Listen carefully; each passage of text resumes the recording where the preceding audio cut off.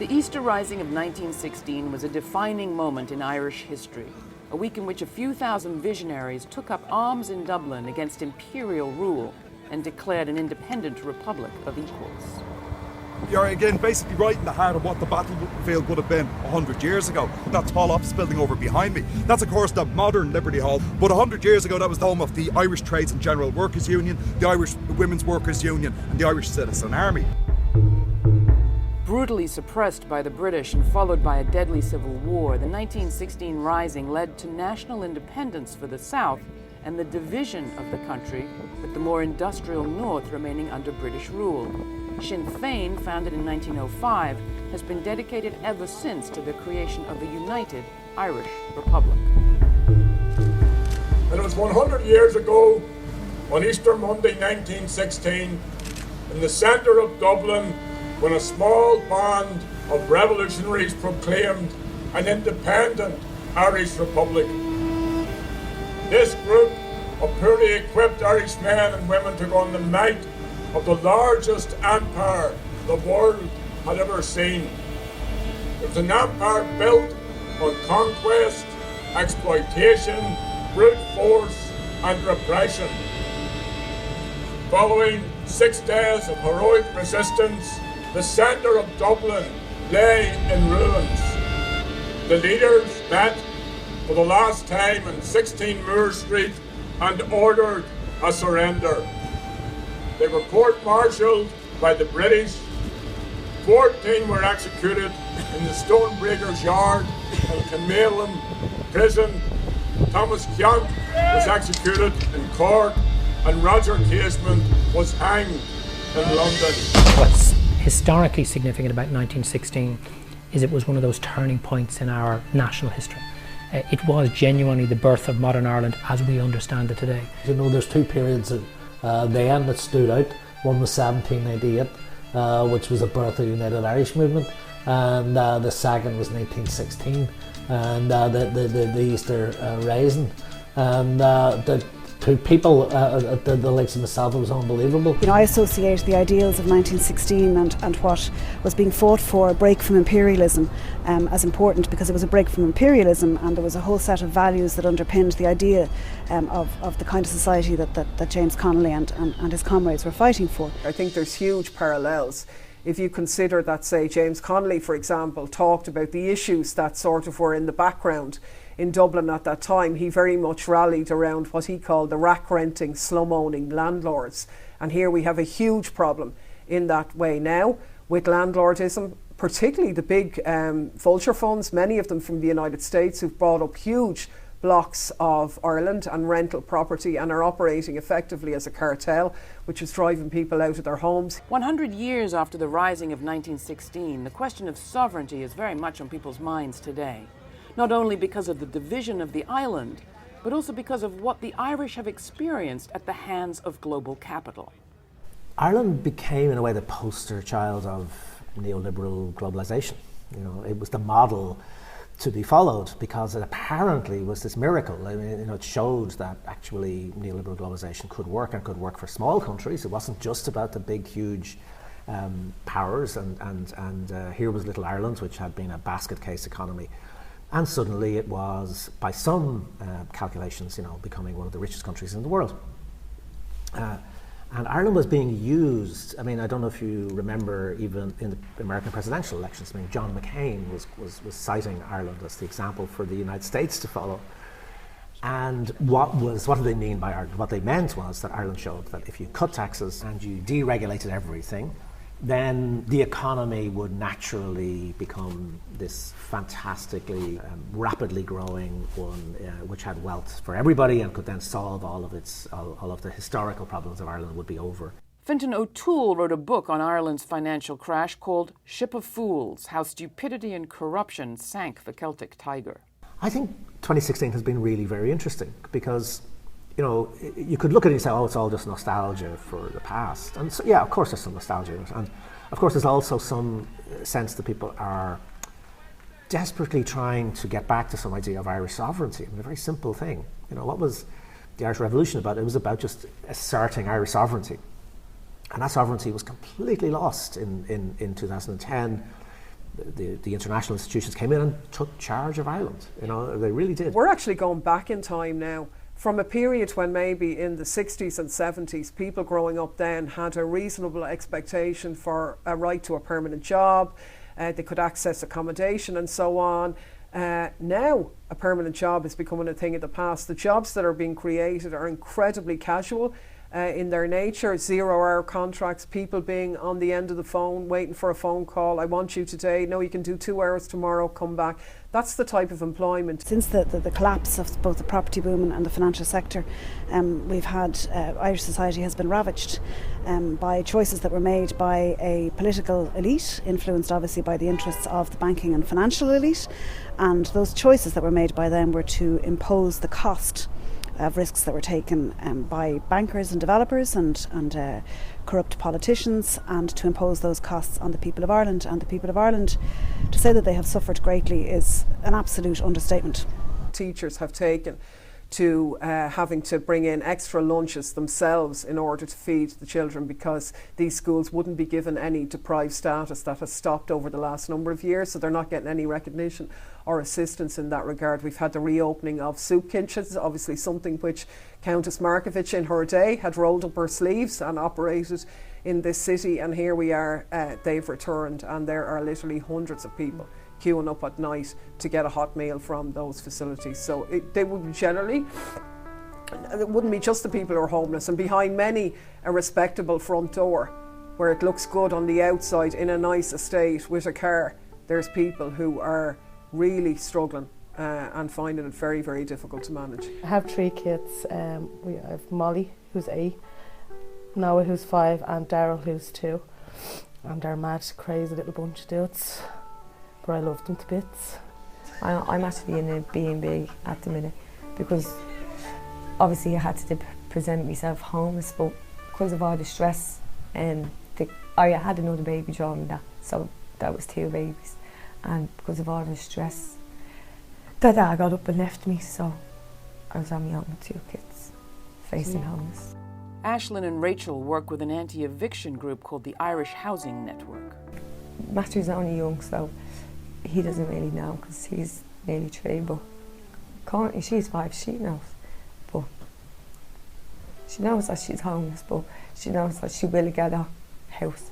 So, yeah, her behaviour's changed. She used to be good.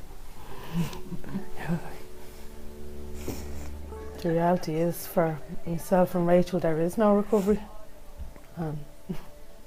At the moment, it's like there's no way out for us. I mean, the bankers and the rich, they're having a grand old time with their recovery, but the normal people aren't. We haven't felt a recovery, and we can't actually see a recovery. So when I had Molly, I was in an apartment, and then because the family was getting bigger, we moved to a bigger house. So yeah, we've always had a nice home.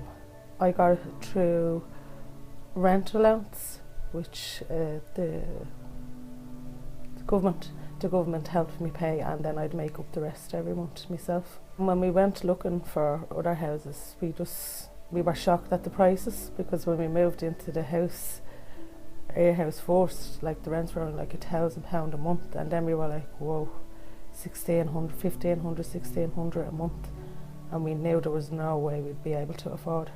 I was told actually 2 weeks before Christmas 2014 by the landlord he was selling, and then 5 months later the house got sold. So we had 5 months and we couldn't for the life of us find anyway. I told the kids we were going on an adventure, and at the end of the adventure we'd have our own house where we didn't have to give the landlord any more money. So that's what I told them.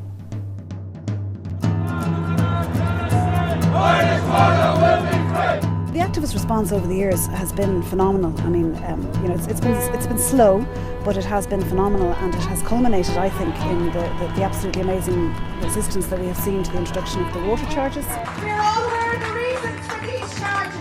In 2008, this country was brought to its knees. The Irish people are finished paying.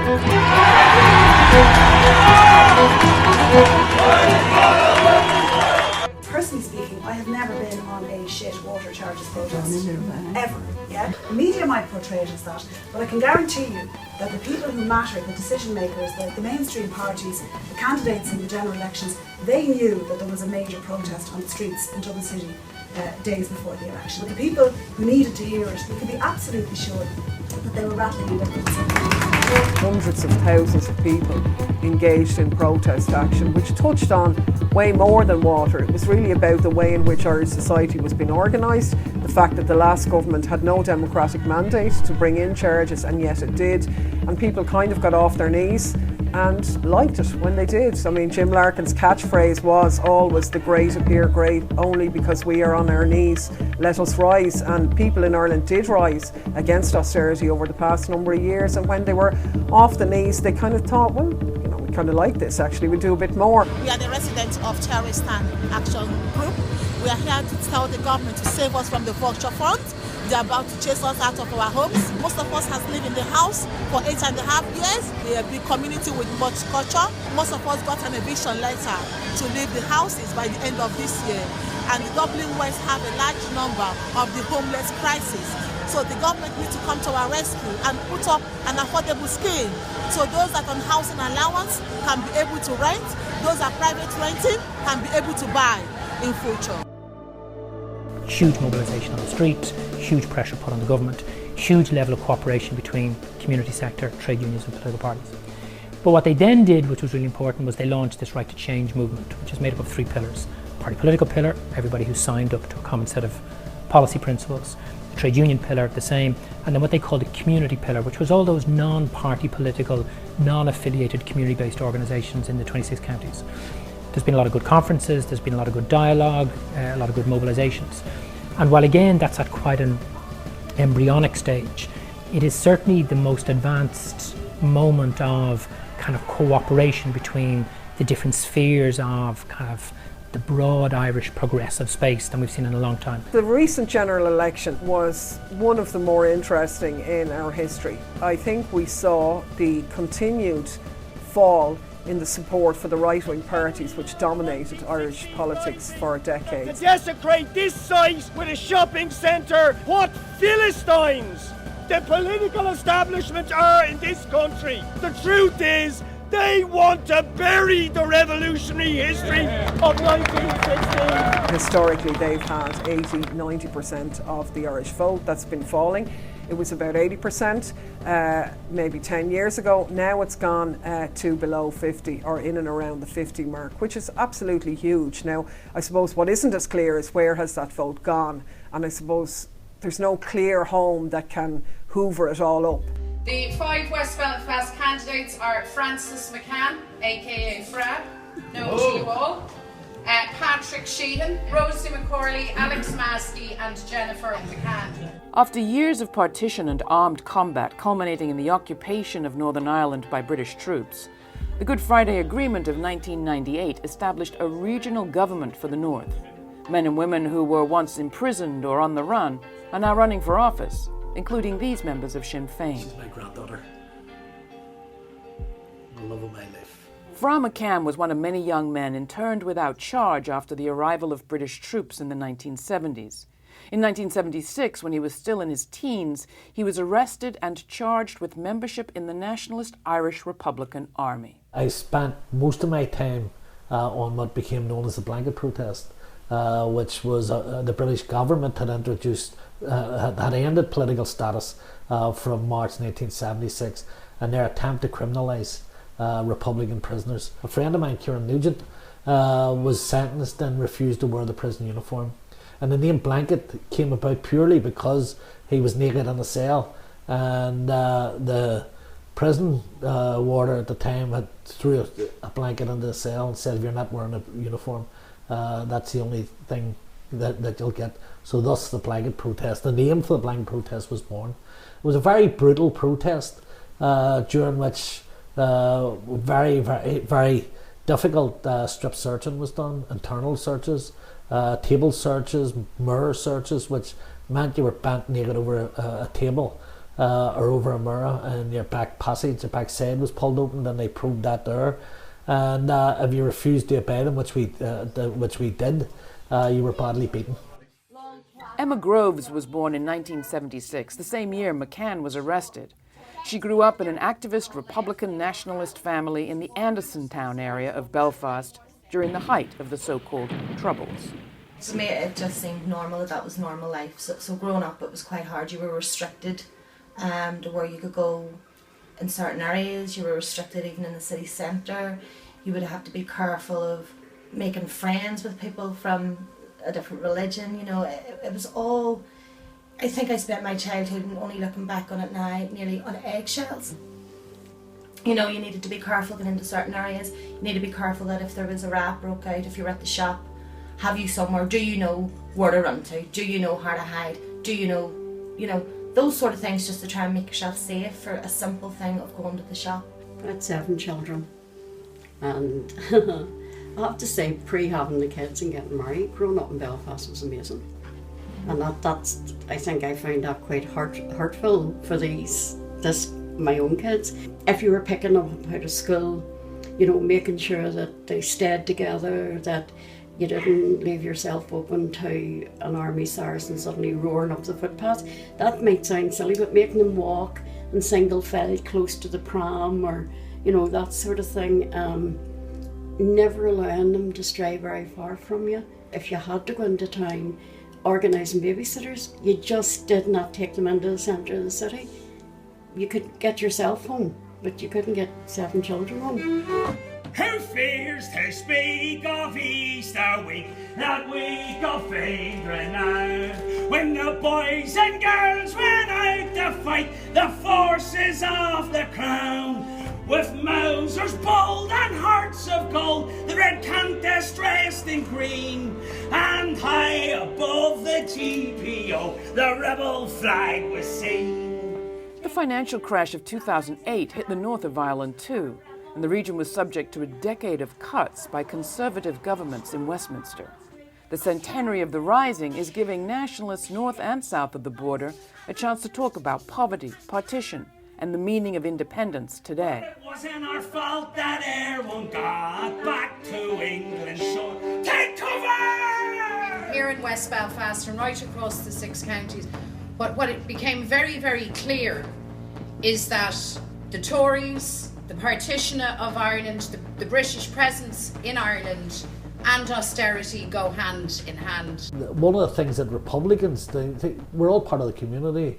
We all live most people in the place we live are community, working for your community, trying to make better lives for people, trying to create conditions is what a Republican's about. And that's what pushing for United Ireland's all about. It's not about the status quo, it's about changing the system. Emma Groves is now a member of the Belfast City Council. Her mother works in a Sinn Fein advice centre named Connolly House. The house is called after James Connolly, who was a socialist. He was one of the first people who gave women their place in society. He came to Belfast and stood in elections, and he was the first male to look at the conditions of women working in the mills. And, you know, some of the older women would have told you amazing stories of having met him. And he was, you know, a lot of stuff that he done was small stuff. He unionised the women, but also it used to be the people who were breastfeeding their babies, because in those days they couldn't afford 20s in the early part of the century. They wouldn't have been able to afford formula or sometimes milk, sometimes not even proper feeding bottles. He was the first one ever to have a room set aside at the gates of the mill where they could feed their children in a room instead of standing outside in the rain. So I think he's just a total hero. I have no doubt that we will see a republic. I have no doubt that we will see United Ireland. I would like to see it in my lifetime. It's inevitable, but it isn't. It hasn't happened. There's still a lot of hard work to be done. There's still a lot of things that need sorted first. You know, the quality stuff, dealing with the past. I mean, for everybody living on this island, you know, that has affected them, you know, so there's a lot of stuff that needs dealt with first. But the past, it does need to be dealt with, but we do need to leave it there. We do need to leave it in the past as well. We have to keep moving forward. We can't keep going back, you know, and that's why, you know, while I am a counsellor and everything that I do, you know, that's my ultimate goal still, to keep it moving forward. A group of people took on the might of the British Empire. From every generation since, Republicans, activists, communists, nationalists, feminists, artists, anybody with an ist at the end of it, can certainly identify with Connolly as one of the great leaders. Politics must now be returned to the safe and warm embrace of the people. So we can no longer have golden circle bankers, developers planning our towns and communities, young people leaving the country of their birth to earn a living elsewhere. They must be invited home to build a new republic. Whose streets? Our streets! Whose history? Our history! Who's rising? Our rising! Whose heritage? Our heritage! I think the experience of the crash has created a real hunger in Irish people for a sustainable prosperity. I think people are beginning to think, global neoliberalism with its promises of sort of hyper-inflating this sort of massive bubble and then crash. Is that all it has to offer, or is there another way of being a small country in the contemporary world? Where, of course, you have to be open, you have to be connected, you have to be trading, but you need a sustainable, stable society, which is a civilized place, which is a place that actually has some kind of collective dignity. And I think the word republic still means something. People might not be exactly certain what it does mean, but they know that it stands for a certain way of behaving towards each other. And at the center of it is the idea of equality. And there's still a huge hunger among Irish people, and I think among people everywhere, for the possibility of living in a society where, as the Irish political philosopher Philip Pettit put it, we can look one another in the eye without fear or deference. We can treat each other as equal citizens. Eoin O'Brien, part of a new generation of Sinn Féin politicians, was elected this year to the Irish Parliament. Representing Dublin, Midwest, it's the first time his district has ever elected anyone from his party. In the south, we went from 9% to 23%. We've doubled the size of our Oireachtas team. We've taken seats, including in this constituency where I am, which we've never had seats in before.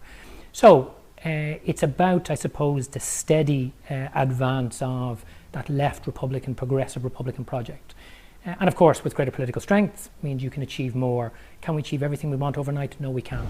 Well, as a socialist, we're internationalists, and so borders are not important to us. What's important to us is that all of the working classes of the world unite and continue to organise in their communities, to educate, to mobilise around the issues that affect them, and for all of us to move forward together towards a better, fairer and ultimately a socialist society. I think these are positive times. Nothing moves in a straight line, but it's moving in the right direction. I think people realise that the days of bending the knee to the parish priest, to the politician, to the doctor, to the teacher, those days are over. People have more confidence in themselves, in their own ability, which is a little bit ironic in that given some of the fundamentals of life are less secure now than they were even 20 years ago. We have huge levels of social and economic exclusion. We have large sections of our society who don't feel they have the right or the opportunity to participate in shaping the political, social, economic decisions that govern their lives. So if you compare the Ireland of the 21st century with the ideals that were enshrined in that proclamation, there's a huge gap. And therefore I think we need to be inspired by what the men and women of 1916 did and say, we have a huge job of unfinished business to carry on. And it's not that you just, narrowly apply the proclamation to 21st century Ireland. Of course, it's a different social and economic context, different global and European context. There are all sorts of new ways of tackling some of the persistent problems such as poverty and homelessness and unemployment. But the core principles are still valid today. And I think really, if this centenary is to mean anything, it cannot just be about remembering the past and commemorating those who sacrificed so much. It has to be about rekindling the public excitement about those ideas so that more people, doesn't matter who they are or how they feel it's appropriate for them to do so, but think that it is possible to change the world we live in today. What was so remarkable about that whole revolutionary generation from the 1890s to the 1920s was that they really believed they could change the world around them.